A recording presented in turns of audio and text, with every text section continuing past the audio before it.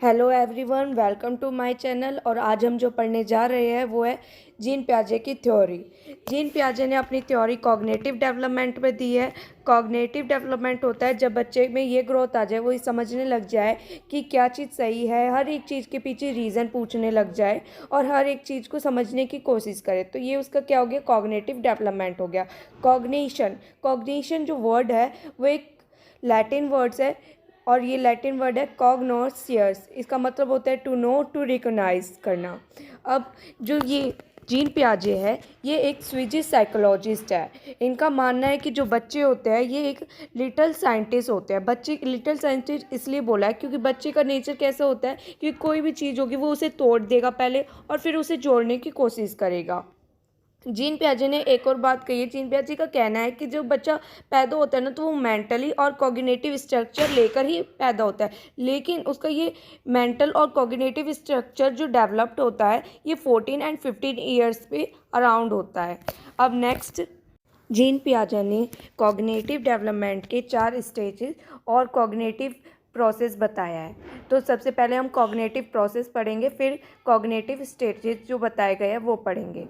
तो cognitive development process किस तरीके से होता है बच्चे का, उसके 4 एलिमेंट्स दिए। सबसे पहले है मैच्योरेशन, कि बच्चा परिपक्व हो जाता है अपने जेनेटिक्स, अपने हेरिडिटी, बायोलॉजिकली। ठीक है। नेक्स्ट है एक्सपीरियंस करके कॉग्निटिव डेवलपमेंट होता है। थर्ड, सोशल इंटरेक्शन से उसका कॉग्निटिव डेवलपमेंट होता है। फोर्थ, इक्विलिब्रेशन मतलब संतुलन करना। सबसे पहले इसके कुछ स्टेप होते हैं इक्विलिब्रेशन के, वो हम जानते हैं।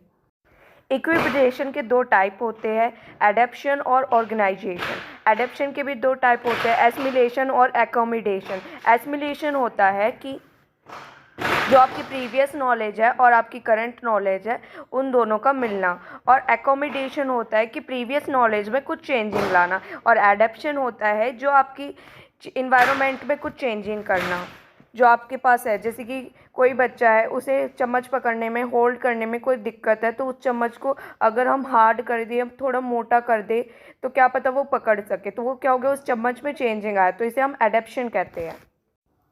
और एक्विलिब्रेशन जो होता है वो एसिमिलेशन और एकोमोडेशन में बैलेंस करना होता है। ठीक है। और स्कीमा एक मेंटल मॉडल है कि बच्चे को पहले वर्ल्ड से रिप्रेजेंट करवाना होता है। जैसे हमने उसको बताया कि ये डॉग है, ये कैट है, वो उसे देखेगा और समझेगा। समझने के बाद वो उससे नॉलेज गेन कर लेगा कि हाँ, ये जिसके 4 पैर है और जिसकी एक पूंछ है वो डॉग है। इस तरीके से, जैसे ये एग्जाम्पल है, बच्चे को सिखाया गया है कि ऊपर जो आसमान पे उड़ रही है बर्ड है, तो वो उसका क्या हो गया, एक स्कीमा हो गया।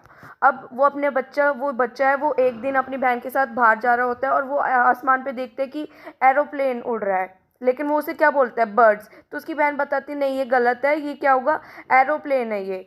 तो उसमें ये क्या हो गया, एसिमिलेशन। एसिमिलेशन मैंने बताया था कि प्रीवियस नॉलेज और जो करंट नॉलेज है उसे ऐड करना। और एकोमोडेशन, फिर वो उसका एकोमोडेशन करता है, अपनी जो प्रीवियस नॉलेज है उसमें चेंजिंग लाता है। वो समझता है कि हाँ, जो आसमान पे सारी चीज़ें उड़ती है वो बर्ड्स नहीं होती, ये एरोप्लेन है, ये बर्ड है। वो अंडरस्टैंडिंग करना सीख जाता है।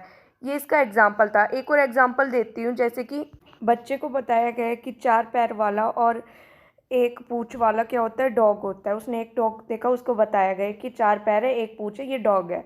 और एक दिन उसने फिर कैट को देखा, उसने देख के बोला कि डॉग, लेकिन वो क्या हो गया, उसका गलत हो गया वो। क्योंकि डॉग और फिर कैट में जब उसने बैलेंस किया, समझा कि क्या होता है, डॉग अलग है, कैट अलग है, इनमें डिफरेंट होता है, ये क्या हो गया, इक्विलिब्रेशन हो गया। अब नेक्स्ट जो हम पढ़ेंगे वो होंगे स्टेजेस। जीन पियाजे ने 4 स्टेजेस दिए हैं। सबसे पहले हम सेंसरी मोटर स्टेज के बारे में पढ़ेंगे। सेंसरी मोटर स्टेज जो होता है वो 0 से 2 साल तक होता है, मतलब बर्थ टू 2 ईयर तक। इस स्टेज में सेंस वर्ड से ही हमें समझ में आ रहा है कि इसमें बच्चा क्या होगा, अपनी सेंस से लर्न करेगा, जो भी चीज़ सीखेगा अपने सेंस के ज़रिए सीखेगा।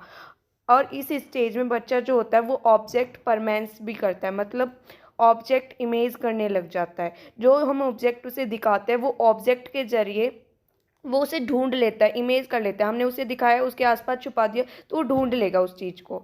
नेक्स्ट अब हम जो करेंगे वो है प्री ऑपरेशनल स्टेज। ये स्टेज जो होती है ये होती है 2 साल से लेकर 7 साल तक। इस स्टेज में बच्चा क्या करता है, सिंबल का यूज़ करता है। अपने माइंड में। और इस स्टेज में बच्चा एनिमाइज्ड हो जाता है। एनिमाइज का मतलब होता है कि बच्चा डिफरेंट नहीं कर पाता क्या चीज़ लिविंग थिंग है, क्या चीज़ नॉन लिविंग थिंग्स है। वो नॉन लिविंग थिंग्स को भी लिविंग थिंग्स की तरह ही ट्रीट करता है। सेकेंड पॉइंट इसमें जो दे रखा है इको सेंटराइज। इको सेंटराइज मतलब होता है कि बच्चा सेल्फ सेंटर्ड हो जाता है। उसे ऐसा लगता है कि वो जो बोल रहा है करेक्ट है, वो जो सोचता है वो करेक्ट है, वो जो कर रहा है वो करेक्ट है, और वो विदाउट लॉजिकल चीज़ें करता है जिसमें कोई लॉजिक नहीं होता। थर्ड, ई रिवर्सिबिलिटी। ई रिवर्सिबिलिटी मतलब होता है कि वो किसी में भी रिवर्सिबल, अगर कोई भी चीज़ रिवर्स हो जाए तो वो उसे समझ नहीं पाता। जैसे कि 2+5 कितना होता है, 7। अगर हम इसे बदल देंगे 5+2 कर देंगे तो वो नहीं कर पाएगा, क्योंकि उसमें क्या होगा, वो इरिवर्सिबिलिटी उसमें नहीं आती है। कंजर्वेशन, उसमें ये समझ में नहीं आता बच्चे को, जब उसमें कोई भी शेप साइज चेंज हो जाए तो बच्चा वो भी चीज़ नहीं समझ पाता। जैसे कि एग्जांपल हो गया कि एक ग्लास में पूरा ग्लास पानी से भरा है और वही पानी अगर हम बोतल में डाल दें, खाली बोतल में, तो वो उसे कौन सा पानी ज़्यादा लगेगा, ग्लास का पानी ज़्यादा लगेगा, क्योंकि वो भरी हुई थी। उसे शेप और साइज उस टाइम पे डेवलप नहीं कर होता उस बच्चे का कॉन्सेप्ट। नेक्स्ट जो पॉइंट है वो है नॉट कॉन्सेप्ट डेवलप, मतलब इस एज में बच्चे का जो कॉन्सेप्ट होता है वो डेवलप नहीं होया होता। एग्जाम्पल के लिए कि बहुत सारे 100 सिक्के रखे एक एक के, और एक जगह रखा है 100 का नोट, बच्चा कौन सा उसमें से उठाएगा, वो 100 सिक्के उठाएगा, क्योंकि उसे वो 100 सिक्के ज़्यादा लगेंगे। इस एज में बच्चा सीरीज से भी काम नहीं कर पाता है, मतलब किसी भी चीज़ को असेंडिंग ऑर्डर में लगाना या डिसेंडिंग ऑर्डर में लगाना वो नहीं कर पाता है। नेक्स्ट जो है वो है कॉन्क्रीट ऑपरेशनल। ये जो इस एज होती है ये होती है 7 से लेकर 11 तक की। ये आपको वर्ड दिख रहा होगा कॉन्क्रीट। इस वर्ड का मतलब होता है कि किसी भी चीज़ को बच्चा क्या कर सकता है, होल्ड कर पाता है, टच या सी करके सीखता है इस एज में। जो चीज़ें हमने इससे पहले स्टेज में जो बच्चा नहीं कर पा रहा था वो इस स्टेज में वो कर पाता है। इस स्टेज में बच्चा अपने सामने जो भी चीज़ें हैं उसके सामने वो देखकर, टच कर कर सीखता है। इस एज में बच्चे का कॉन्सेप्ट जो होता है वो भी डेवलप्ड हो रहा होता है। जो मैंने पीछे एग्जांपल दिया था, जो उसका मनी वैल्यू था, वो इसमें डेवलप्ड हो जाता है बच्चे का। उसे पता चल जाता है कि दोनों की वैल्यू क्या है, सेम है, तो कोई सा भी पैसा ले सेम ही होगा। और इस एज में बच्चा जो होता है उसमें हाइपोटेटिकल थिंकिंग आ जाती है, मतलब बच्चे को अगर कोई एग्जांपल दिया जाएगा तो उसके ऊपर रीज़न पूछेगा, लॉजिक लगाएगा। और उसमें जो भी हमने पीछे पढ़ा कि कंजर्वेशन, जो बच्चे में उस टाइप पे कॉन्सेप्ट डेवलप नहीं हो रहा होता वो भी डेवलप्ड हो जाता है। उसे असेंडिंग डिसेंडिंग में सीरीज़ में लगाना आ जाता है, और वो हर एक चीज़ में क्लासिफिकेशन भी करना सीख जाता है इस एज में। नेक्स्ट जो हमारा आखिरी स्टेज है वो है फॉर्मल ऑपरेशनल स्टेज। ये जो एज है ये है 12 से लेकर 18 तक। इस स्टेज में बच्चे में एब्स्ट्रैक्ट थिंकिंग आ जाती है, मतलब उसके सामने कोई चीज़ हो या ना हो, लेकिन उसमें क्या होगा, वो उसके बारे में सोच सकता है। जैसे कि कोई बच्चे सोचते हैं काश मैं कटरीना कैफ से मिलूं, वो उसके सपने देखने लग जाते हैं, उससे मिला हो, ऐसी अलग अलग थिंकिंग उसमें आने लग जाती है, उसके सामने वो चीज़ हो या ना हो। इस स्टेज में बच्चा हाइपोटेनिक भी हो जाता है, मतलब वो कोई भी साइंटिफिक स्टडी कर सकता है ईजिली, वो उसके बारे में जांच पड़ताल कर सकता है, और कोई भी रूल हो उसके ऊपर रीजंस जानने की कोशिश करेगा, लॉजिक लगाने की कोशिश करेगा। अब लास्ट जो है क्रिटिसाइज, मतलब आलोचना। जीन पियाजे की थ्योरी की क्या क्या आलोचना हुई। फर्स्ट पॉइंट, उन्होंने जो स्टेजेस बताए वो एज के अकॉर्डिंग बताया कि इस एज के अकॉर्डिंग ये बच्चे में चेंजिंग वगैरह ये वो कर सकता है, जो ये गलत बताया।